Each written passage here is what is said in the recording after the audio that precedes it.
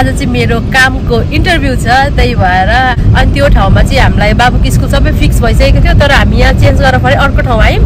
अनि फेरि यहाँ आएर छोराले हेर्नु न व्हाइट सेटिङ के हुन्छ म्याचिङ लगाएको छौँ के। अब जापानमा चाहिँ कामै पाउँदैन भनेर कति भन्नुहुन्छ नि त, त्यस्तो होइन कि काम जति पनि पाउँछ कि हो। तर हामी आधी घन्टा अगाडि आयौँ नि त, सो अझै आधी घन्टा टाइम छ, त्यो आधी घन्टामा चाहिँ हामी यस्तो हल्का सपिङहरू गर्नेछ। अब राख्ने भयो भने फोन गर्छौँ, अनि नराख्ने भयो भने चाहिँ तिम्रो एड्रेसमा त्यो एउटा पेपर पठाउँछौँ, पेपर पठाउँछौँ भनेर भन्यो भने केमा काम गरेको एक्सपिरियन्स छ, अनि अब कति वर्ष भयो जापान आएको, त्यस्तै कुराहरू मात्रै सोध्छ। देख्नु भयो नि उहाँ यहाँ बाँधेको छ र मात्रै, नभए छोराले सबै फुकालिसक्यो बेल्ट सेल्ट।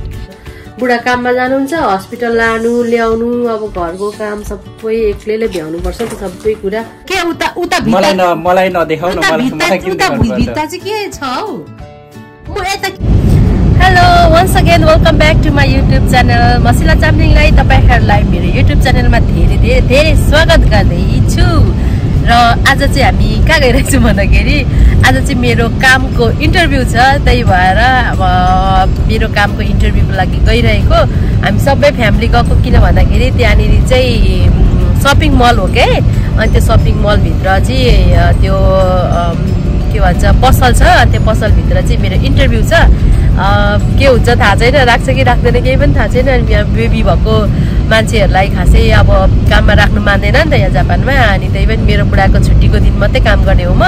मेरो बाबुको स्कुल लाउने भनेको अब पहिले बसेको ठाउँबाट अहिले हामी अर्कै ठाउँमा चेन्ज गरेर छ सिटी, अनि त्यो ठाउँमा चाहिँ हामीलाई बाबुको स्कुल सबै फिक्स भइसकेको थियो, तर हामी यहाँ चेन्ज गरेर फेरि अर्को ठाउँ आयौँ। अनि फेरि यहाँ आएर स्कुलको प्रोसेसहरू कति गाह्रो छ क्या यहाँ जापानमा, अनि प्रोसेसहरू गर्दा चाहिँ फेरि यहाँ नेपाली स्कुल राख्नै मिलेन, अनि अर्को साल मात्रै राख्नुपर्ने भन्यो क्या। अब वार्ड अफिसमा जानुपर्छ क्या, सिटी अफिसहरूमा गएर सबै गभर्मेन्ट यहाँ चाहिँ सरकारी अनुसार हुन्छ क्या, प्राइभेट स्कुल होस् सरकारी स्कुल होस्, तर सरकारसँग रिलेटेड हुन्छ क्या यिनीहरूको। अनि हाम्रो बाबुलाई स्कुलै परेन योपालि, त्यही भएर म चाहिँ अब बुढाको छुट्टीको दिन मात्रै काम गर्छु भनेर अनि यहाँनिर इन्टरभ्यूको लागि जाँदैछु। के हुन्छ गाइस थाहा छैन, के सोध्छ के गर्छ थाहा छैन। यहाँ चाहिँ रिल्याक्सो भन्छ होइन, त्यो सिबी लिएर आउनु भनेको छ अस्ति फोन गर्दाखेरि।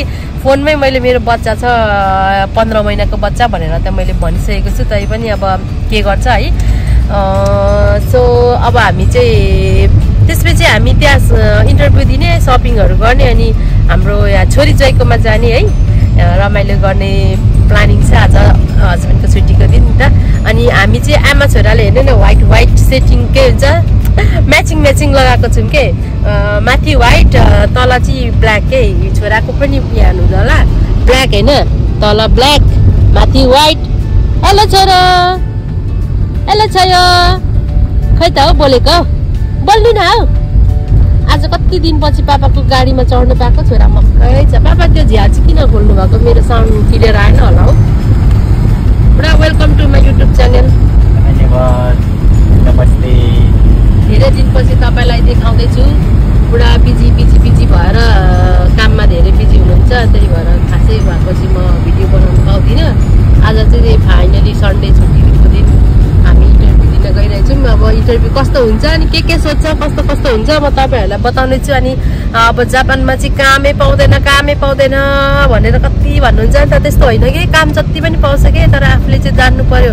मैले यहाँ कसैले मलाई भनसुन गरिदिएको केही होइन, त्यहाँ सपिङ गर्न आउँदाखेरि पार्ट टाइम जबको लागि यहाँनिर खाली छ भनेर भ्याकेन्सी टाँसेको थियो कि, अनि त्यही हेरेर अनि फोन गरेर गएको हो कि। अनि तपाईँले अलिकति पढ्ने बुझ्ने अलिकति भाषा राम्रो नेपालबाट बनाएर आउनुभयो भने काम जति पाउँछ।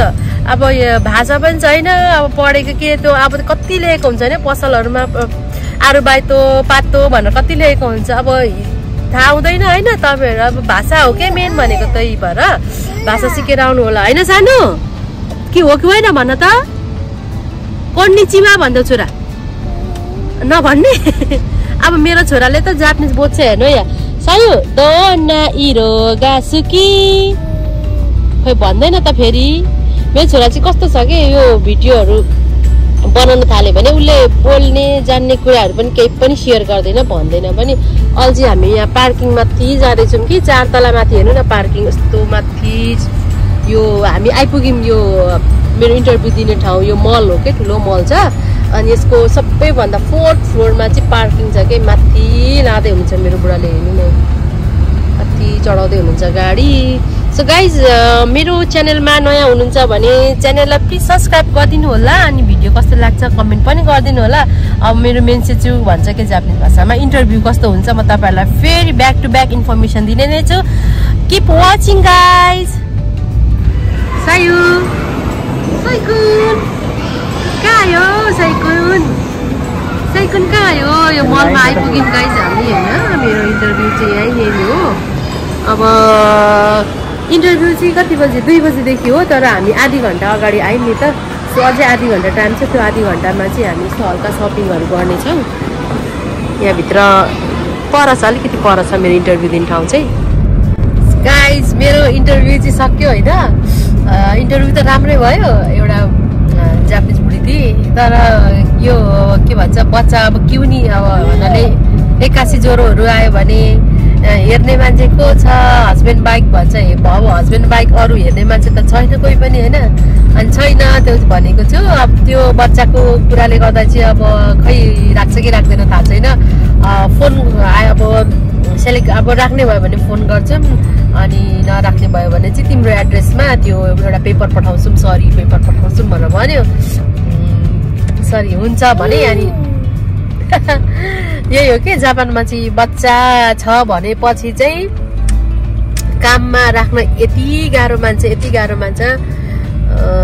त्यही पनि अब हेरौँ मैले मेरो हस्बेन्डको छुट्टीको दिन मात्रै काम गर्ने भनेको छु के हुन्छ लेट्स सी गाइज पछि अब कहिले फोन गर्छ त्यो थाहा छैन उनीहरूले पनि त्यो म्यानेजरले पनि ऊभन्दा माथिको मान्छेहरूसँग कुरा गर्नुपर्छ भनेर भन्दै थियो अनि हुन्छ भनेर भने अब त्यही हो इन्टरभ्यू चाहिँ 10 मिनट जतिको भयो अनि त्यही हो अब सोध्ने भनेको चाहिँ यिनीहरूले अब त्यो सिभीमै आफ्नो सबै डिटेल भइहाल्छ होइन अनि त्यही काम गरेको एक्सपिरियन्स छ कि छैन भन्यो अनि छ भने केमा काम गरेको एक्सपिरियन्स छ अनि अब कति वर्ष भयो जापान आएको त्यस्तै कुराहरू मात्रै सोध्छ कि त्यही हो मेन कुरा चाहिँ यो बेबीलाई चाहिँ अब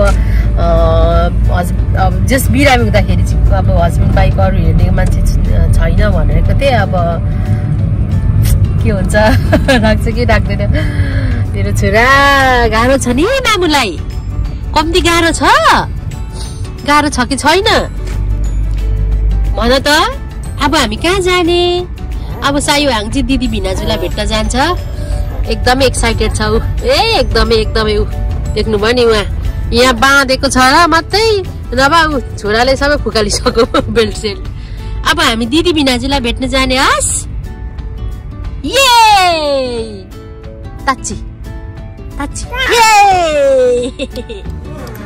गाइस हामी चाहिँ यस्तो फटी भयो कि छोरीको घर छोरी जाइको घर जाने भनेको अस्ति प्लान गरेको थियौँ अनि त्यहाँ जाने भनेको अनि फोन गरेको हामीले कति फोन गरेको फोनै उठाउनु भएन अब घरमा हुनुहुन्छ कि हुनुहुन्न थाहै भएन अनि हामी त फेरि फर्केर घर आयौँ कि गएनौँ उतातिर छोरा चाहिँ यहाँ पुरै गर्मी भएछ कि उसलाई अनि नाङ्गा पुङ्गा भएर खेल्दैछ सानो कहाँ गएर आएको तिमी अहिले भन त भन न फेरि बोल्दैन त हौ कहाँ गएर आएको तिमी पापासँग कहाँ गएर आएको भन त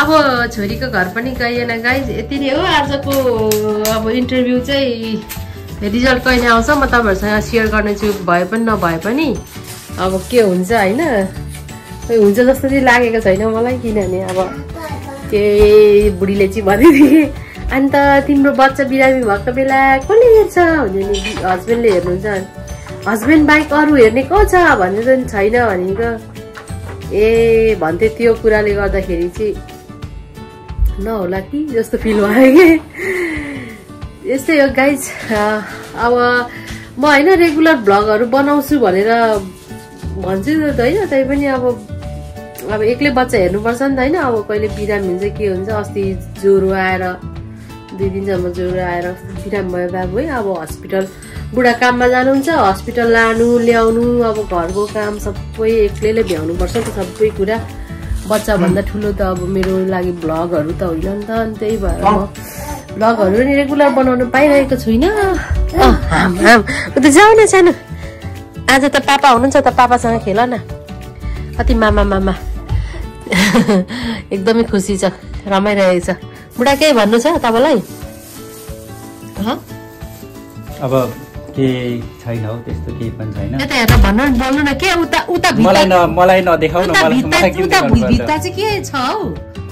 म यता खिचिरहेछु, उता हेर्दै बोल्छ। के भन्नु हो? म चाहिँ के भन्नु, के विषय भन्नु हो? मैले के भन्नु छ भने भन्नु भनेर सोधेको नि पछि के मन दुखाउनु होला, मलाई चाहिँ केही बोल्नै दिएन भ्लगमा भनेर मन दुखाउनु होला। साथीहरू भिडियो हेर्दै गर्नु होला, हाम्रो गृहमन्त्रीले बनाउनुहुन्छ होला, भिडियो प्रोग्रामले बनाउनुहुन्छ।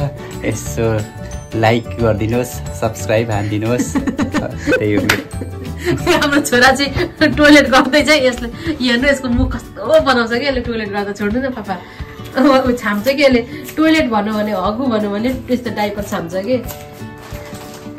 छायो के गरेको? गरेको ल गर गरे गाह्रो छ हाम्रो छोरालाई पनि। पेट छाम्छ के यसरी भन्नु, डाइपर हगु गरेको छाम्छ कि डाइपर छाम्छ उसले हगु गर्दाखेरि।